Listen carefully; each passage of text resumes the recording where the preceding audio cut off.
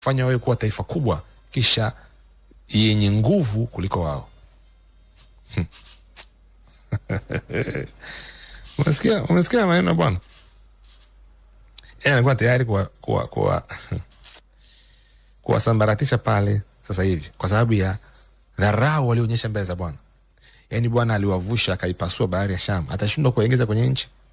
Aliwakomboa kwenye mkono wa chuma wa Farao. Atashindwa kuwatoa kwenye mikononi mwa makabila waliokuta pale? Kwa nini walikuwa walimdharau Bwana? Walikuwa wana imani ndani ya mioyo yao. Siku ya leo mtumishi, unaposikiliza, hebu na imani mbele za Bwana. Usihesabu ile changamoto unayopitia, usione ni chochote ni lolote mtumishi. Muamini yeye, amini katika uwezo wa neno lake. Kubaliana na kile ambacho amekisema, hata kama hisia yako, fikra yako haifikiri hivyo. Ilazimishe hisia yako na fikra yako ikubali kile ambacho neno la Mungu limesema. Kumbuka imani huja kusikia na kusikia huja kwa neno la Kristo. Kwa moyo mtu huamini hata kuhesabiwa haki. Sio kwa akili, sio kwa fikra, sio kwa uzoefu, kwa moyo.